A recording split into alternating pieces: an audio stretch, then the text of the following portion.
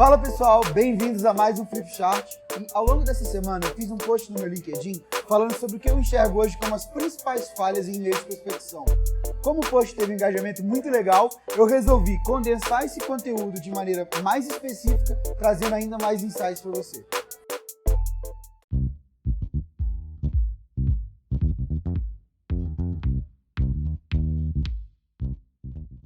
Mas então, quais são as 8 falhas dos seus modelos de prospecção? A primeira é muito óbvia, né? O seu e-mail ele é longo demais. Eu brinquei até no meu LinkedIn que ninguém gosta de ler um mini book por e-mail, né? Então, se você está realmente botando informação demais, é até um indicativo que você está sendo pouco objetivo, você não sabe exatamente o que você quer. Concorda comigo? Einstein mesmo dizia: se você não consegue explicar uma coisa de uma maneira simples, é porque você realmente não sabe do que você está falando. Hack básico: leia no seu celular, manda um e-mail teste para você e vê se você realmente está desengajando. Isso pode ser um sinal que seu e-mail está longo demais. Segundo ponto que eu vejo muitas pessoas errando: você está botando muitas ideias dentro do seu e-mail. Você está botando informação demais, difusa demais. Cara, que ótimo que seu produto ele resolve uma cacetada de problemas. Mas se você não tiver um objetivo claro na sua comunicação, em qual problema você está direcionando, você vai confundir o prospect e não vai deixar com que ele entenda realmente qual é o objetivo da sua mensagem e conseguir conectar com isso de maneira bem clara. Então uma boa prática aqui é inclusive você alinhar os benefícios com o seu perfil de cliente ideal.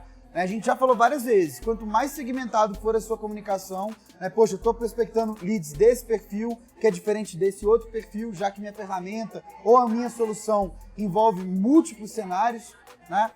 Então é importante você alinhar isso. A terceira falha aqui foi até o meu amigo Gustavo, lá da Rock, que fez o Flipchart com a gente da semana passada, que ele falou que ele enxerga que às vezes o prospector faz um pedido ou pede um compromisso além do valor que ele está entregando. Um dos principais insights que o Gustavo falou pra gente, que quando você faz prospecção, principalmente outbound, você precisa ter uma moeda de troca. Se você quer reter uma informação de alguém, você precisa gerar um valor para realmente fazer esse pedido. E às vezes você está fazendo uma comunicação inicial, uma comunicação fria, que já pede demais do lead. Então se você pede demais, naturalmente você gera muito atrito. Esse aqui é o modelo de Fogg. É basicamente um modelo comportamental onde o Fogg descreve uma formulinha para você incentivar um comportamento. Então ele chama que o B, o behavior, o comportamento que você quer executar, ele é relacionado com a motivação daquela pessoa em executar aquele comportamento, a habilidade que ela tem, então quão difícil é para ela fazer aquilo, ou quão fácil é para ela tomar aquele comportamento. Então a gente até aqui relaciona lá como atrito. E por último, trigger. Então qual que é o gatilho que ela tem? Isso aqui basicamente te reflete o seguinte: se você quer que o seu lead converta no seu e-mail, marque uma reunião com você, você precisa trabalhar bem a motivação dele. Então, poxa, por que ele deveria participar de uma reunião com você? Qual que é o valor que você está gerando? O A de habilidade é justamente o ponto que o Gustavo fala. Às vezes você quer já marcar uma reunião com o lead, já com o gerente dele, ou então com o lead já chamando ele para tomar um café, mas você nem gerou um valor. Então você está realmente impondo muito atrito por uma motivação que de repente nem foi tão alta. Ou se você realmente gera muito valor, aí você pode pedir algo do lead a mais, entendeu? E por último, se você tiver gatilhos demais, gatilhos muito difusos, você realmente não vai conseguir o objetivo que você quer, que é conseguir conectar com aquele lead, iniciar uma conversa com ele. O quarto ponto é um dos que mais me preocupa, onde eu mais vejo pessoas errando. É que essa pessoa, ela entende que ela precisa fazer um fluxo de cadência, ela entende que ela precisa fazer follow-ups, mas ela não estrutura o plano de comunicação real, o objetivo real da comunicação. Então a comunicação entre os próprios e-mails, ela não é convergente. Então eu acredito que isso é um grande problema, tá? Então o que a gente recomenda que você faça? Poxa, no primeiro e-mail você está falando de um problema, no segundo e-mail você pode falar sobre uma outra camada desse problema, você pode falar sobre uma implicação desse problema. Em um outro follow-up você traz um elemento de prova social direcionada falando daquele problema. Então nada de você viu meu último e-mail, isso não gera valor. Então se não gera valor, não gera motivação para o comportamento que você quer, que é a conversão. Beleza?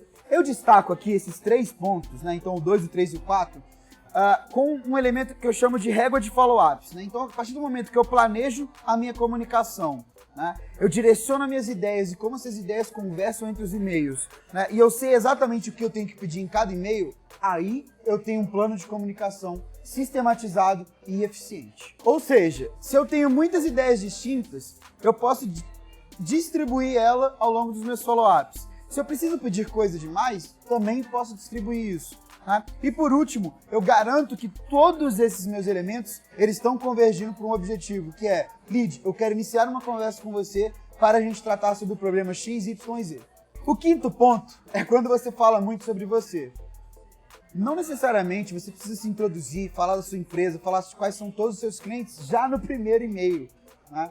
Isso é algo que traz volume de informação demais que é desnecessário para você convencer o lead ou, ainda mais, gerar a atenção nele suficiente para que ele comece a escutar você, né, termine até mesmo de ler o seu e-mail.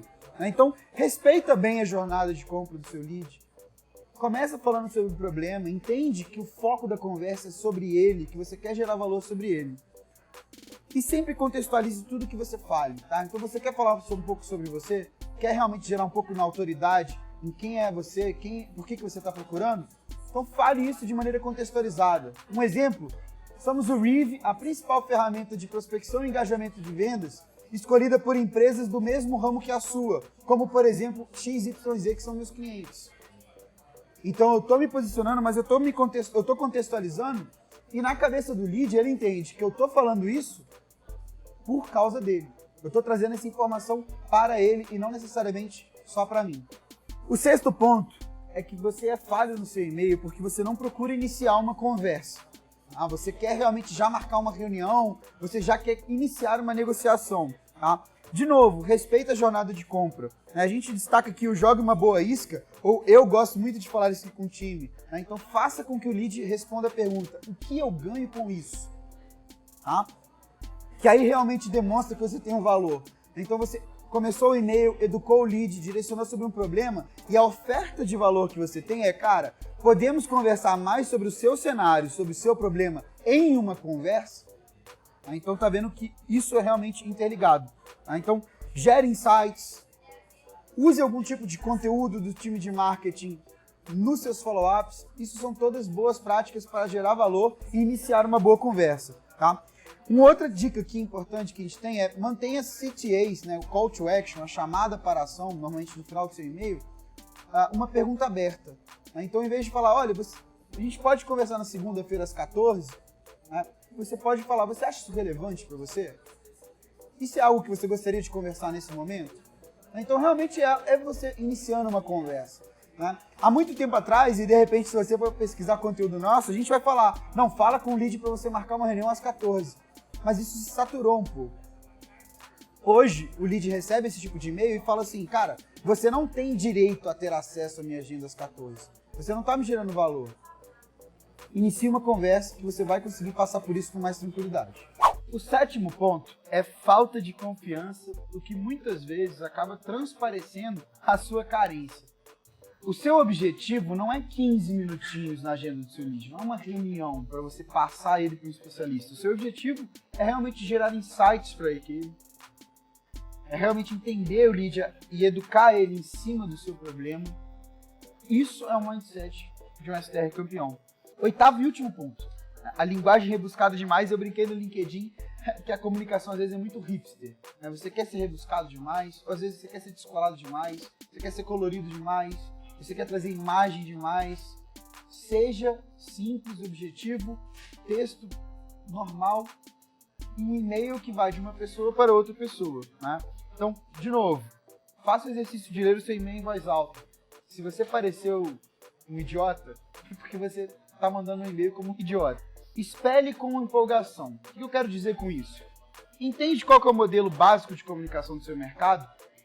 Mas realmente use isso com empolgação. Né? Então, se você está no mercado que é um pouco mais formal, use uma comunicação que é naturalmente mais formal, mas tenha realmente pontos de empolgação. Se diferencie na comunicação.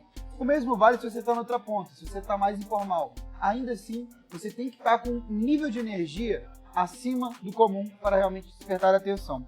E por último, rebuscado não necessariamente significa que vai ser impactante. Seu objetivo é ser relevante para conseguir conexão.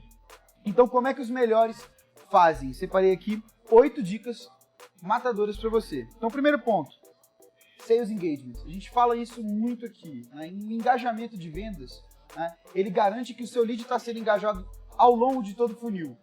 Follow-ups, fluxos para diferentes etapas e estágios do funil, garante que você não está deixando a oportunidade na mesa.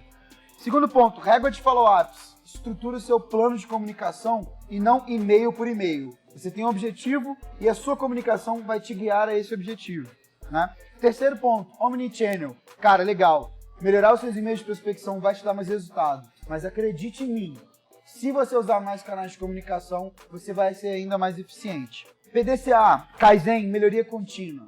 Lembre-se, os seus templates não vão ter os mesmos resultados ao longo do tempo. O mercado ele satura e você precisa ir controlando e improvisando, otimizando os resultados dos seus templates. Tá?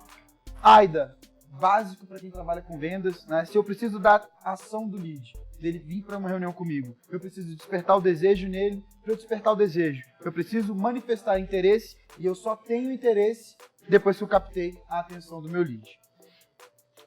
O que eu ganho com isso? Eu adoro essa frase.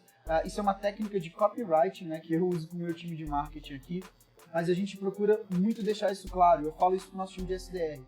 O lead, quando ele lê o seu e-mail, ele tem que responder muito claro: o que eu ganho com isso? O que eu ganho com uma reunião com esse cara? Mas se você conseguir otimizar a sua comunicação e fazer com que o cara se responda isso, né, de maneira óbvia e clara, significa que você está num bom caminho. Storytelling, lembra, você está contando uma história. Régua de follow-ups, você está contando uma história. O e-mail, você está contando uma história. O assunto do seu e-mail, você está contando uma história. Né? E por último, os bons e velhos gatilhos mentais. Você deve utilizá-los. Né? Tem conteúdo aqui no nosso blog sobre isso para te ajudar a vender mais. Esse foi um Flipchart pensando um pouquinho sobre um cenário que é muito difícil no Brasil hoje, que é acertar a mão em bons e-mails de prospecção. Mas a gente foi além.